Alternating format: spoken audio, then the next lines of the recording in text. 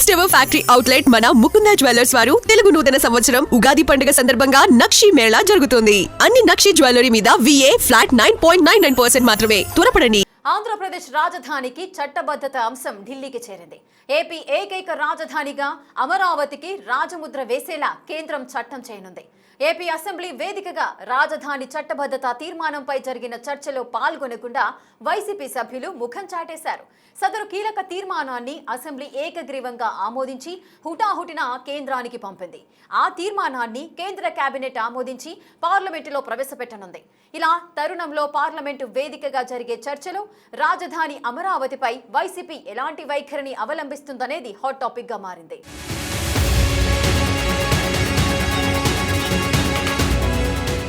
అమరావతి రాజధానికి చట్టబద్ధత కల్పిస్తూ తీర్మానాన్ని ఆమోదించి కేంద్రానికి పంపింది ఏపీ ప్రభుత్వం. అయితే సభకు వైసీపీ హాజరు కాకపోవడం, మొత్తం కూటమి ఎమ్మెల్యేలే ఉండడంతో తీర్మానం ఏకగ్రీవంగా ఆమోదం పొందింది. రాష్ట్ర రాజధాని అంశంపై చేసే తీర్మానానికి అనుకూలమా ప్రతికూలమా అన్నది వెల్లడించకుండా వైసీపీ ఎమ్మెల్యేలు 11 మంది సభకు గైర్హాజరయ్యారు. వైసీపీ పార్టీ పరంగా తన స్టాండ్ ప్రకటించలేదు. కానీ ఆ పార్టీ రాష్ట్ర కోఆర్డినేటర్ సజ్జల రామకృష్ణారెడ్డి అమరావతికి తాము వ్యతిరేకం కాదని ఎప్పటిలాగే మీడియా ముందుకొచ్చి చెప్పి వెళ్లారు. చంద్రబాబు నాయుడు కంటే చాలా ముందే భూమి కొనుక్కొని ఇక్కడే ఆఫీసు, ఇక్కడే ఇల్లు కూడా కట్టుకున్నారు శాశ్వతంగా. కాబట్టి దీని మీద మా స్టాండ్ అనేది ప్రత్యేకంగా చెప్పడానికంటూ ఏమీ లేదు. ఆయన చంద్రబాబు నాయుడు ఈ తీర్మానం చేయడం ద్వారా ఏం ప్రూవ్ చేసుకుంటున్నాడంటే తన డ్రామా ఇంకొక కొత్త డ్రామాకు తెరలేపాడు.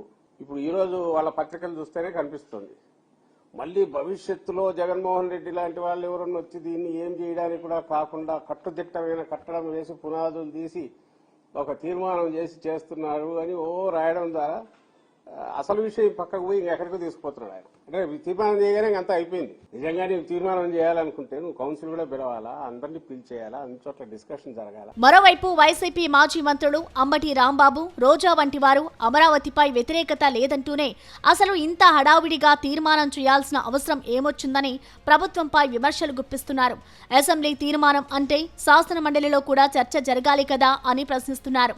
అలా ఎన్నికల్లో ఓడిపోయిన వైసీపీ నేతలు అమరావతి విషయంలో పార్టీ స్టాండ్ ఏంటో అంతుపట్టకుండా ఎవరి ఇష్టం వచ్చినట్లు వారు మాట్లాడిస్తున్నారు. అమరావతి ఒక అద్భుతమైన నగరంగా తీర్చిదిద్దాలనేది ఈ ప్రభుత్వం, చంద్రబాబు నాయుడు గారి ఆశ, ఆలోచన. జపాన్, సింగపూర్, మలేషియా, ఇంకా అభివృద్ధి చెందినటువంటి దేశాలు, రష్యా, అమెరికా, వాళ్ళందరూ కూడా అసలు ఇలాంటి టౌన్ ఇక్కడ ఉన్నది, నారా చంద్రబాబు నాయుడు గారు నిర్మించారు అని తండోపతండాలుగా వస్తారు. అలా రావడం వల్ల ఏం జరుగుతుందంటే టూరిజం కూడా బాగా డెవలప్ అవుతుంది. ఈరోజు ఈ రాజధాని ప్రాంతంలో చంద్రబాబు నాయుడు చేస్తున్న రియల్ ఎస్టేట్ డ్రామాని రాష్ట్రం అంతా చూసి అసహించుకుంటోంది. ఇతను 20 గ్రామాలకి ప్రతిపక్ష నాయకుడా లేకపోతే 13,000 గ్రామాలకి ప్రతిపక్ష నాయకుడా అనే అనుమానం అందరిలో కలుగుతుంది. జిఎన్ రావు గారి కమిటీ కానీ చాలా చక్కగా అన్ని ప్రాంతాలకి వెళ్ళి అక్కడున్న ప్రజల అభిప్రాయాలు తెలుసుకొని ఈరోజు రాజధానిని ఏ విధంగా ఉంచాలి, ఎక్కడెక్కడ ఉంచాలని నివేదిక ఇస్తే గౌరవంతో దాన్ని అసెంబ్లీలో పెట్టి అన్ని ప్రాంతాల ఎమ్మెల్యేలు వారి వారి అభిప్రాయాలు చెప్పుకునే అవకాశాన్ని ఇస్తే మేము మండలిలో దీన్ని యాక్సెప్ట్ చేయము, దీన్ని డిస్క్వాలిఫై చేస్తాము అని చెప్పి మాట్లాడుతున్నారు. అంటే వీళ్ళ అహంకారానికి ఇది పరాకాష్ట కాదని నేను అడుగుతున్నాను. అంతేకాని వైసీపీ నుంచి గెలిచిన 11 మంది ఎమ్మెల్యేల్లో జగన్తో సహా ఎవరూ రాజధాని చట్టబద్ధత తీర్మానంపై నోరు మెదపడం లేదు.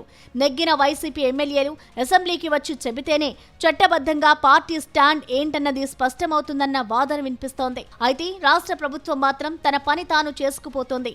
అసెంబ్లీలో ఆమోదించిన రాజధాని తీర్మానాన్ని కేంద్రానికి పంపింది. ఏప్రిల్ 1న జరిగే కేంద్ర కేబినెట్ సమావేశంలో ఈ తీర్మానాన్ని ప్రవేశపెట్టి ఆమోదించే అవకాశం ఉందని మంత్రి నారా లోకేష్ వెల్లడించారు. కేంద్ర కేబినెట్ ఆమోదం తర్వాత ఈ వారంలోనే కేంద్ర పార్లమెంట్లో ప్రవేశపెట్టే అవకాశం ఉందంటున్నారు.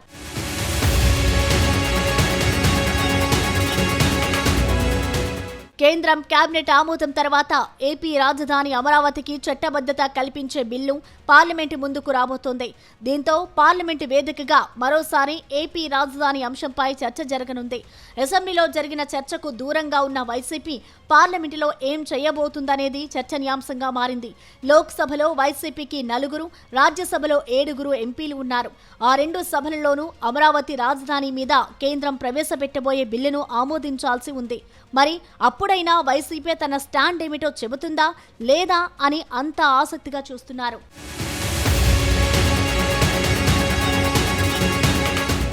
ప్రస్తుత పార్లమెంటు బడ్జెట్ సమావేశాల్లో అమరావతి బిల్లు పార్లమెంటు ముందుకు వస్తుందని అంటున్నారు. దానికోసం ఏపీ పునర్వ్యవస్థీకరణ బిల్లులో సవరణ చేయాలి. ఉమ్మడి రాజధాని ఉన్న చోట ఏపీ అసెంబ్లీ తీర్మానించినట్లు అమరావతి అని పేర్కొనాలి. కేంద్ర ప్రభుత్వం ఆ విధంగా విభజన చట్ట సవరించి ప్రవేశపెట్టే బిల్లు ఉభయ సభల ముందు వస్తుంది.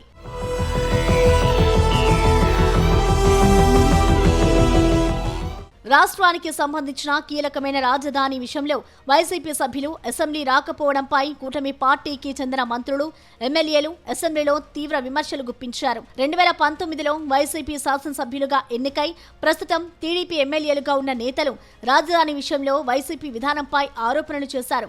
కృష్ణా, గుంటూరు జిల్లాల ఎమ్మెల్యేలతో జగన్ నివాసంలో జరిగిన సమావేశంలోనే తాను 3 రాజధానులను వ్యతిరేకించారని మైలవరం ఎమ్మెల్యే వసంత కృష్ణప్రసాద్ సభాముఖంగానే పేర్కొన్నారు.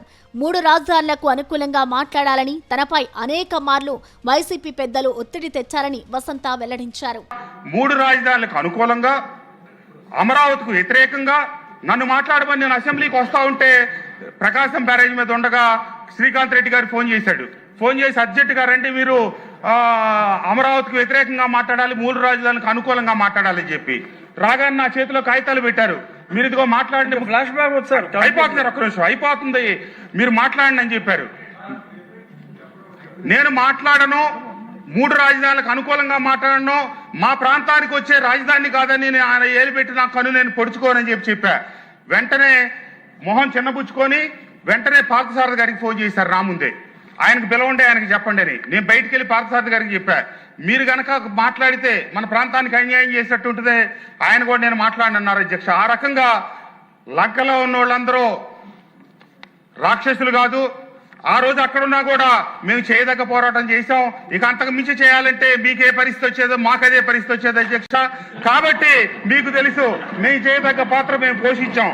దీంతో రాజధాని అమరావతి విషయంలో వైసీపీ వైఖరి మారలేదని స్పష్టమైందంటున్నారు.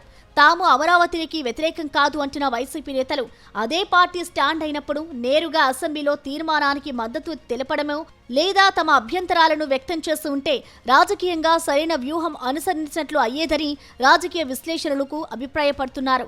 సభకు గైర్హాజరు కావడమే విమర్శలకు తావిస్తోందని అంటున్నారు. వైసీపీ అసెంబ్లీకి హాజరు కాకపోవడంతో అమరావతికి చట్టబద్ధత కల్పించే క్రెడిట్ మొత్తం కూటమి ప్రభుత్వానికి దక్కిందనేది పొలిటికల్ సర్కిల్స్ లో నడుస్తున్న చర్చ.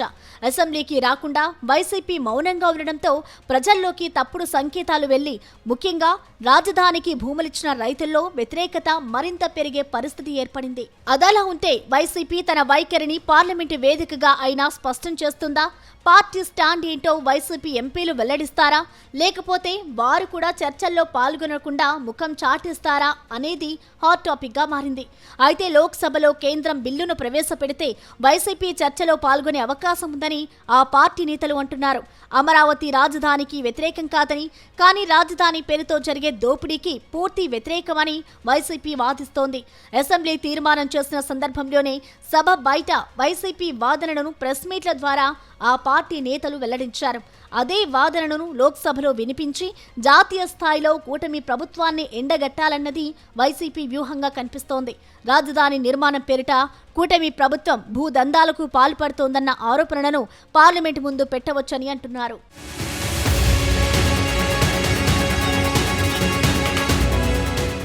ఆ విధంగా వైసీపీ తాము అమరావతికి అనుకూలం అంటూనే కూటమి ప్రభుత్వం అక్కడ అవినీతి అక్రమాలకు పాల్పడుతోందని పార్లమెంటు వేదికగా హైలైట్ చేయడానికి వైసీపీ రెడీ అయిందట. మొత్తంగా రాజధాని అమరావతి విషయంలో మరోసారి వైసీపీ డిఫెన్స్ పడిన నేపథ్యంలో పార్లమెంటు వారి వాయిస్ ఎలా ఉండబోతుందనేది చర్చనీయాంశంగా మారింది.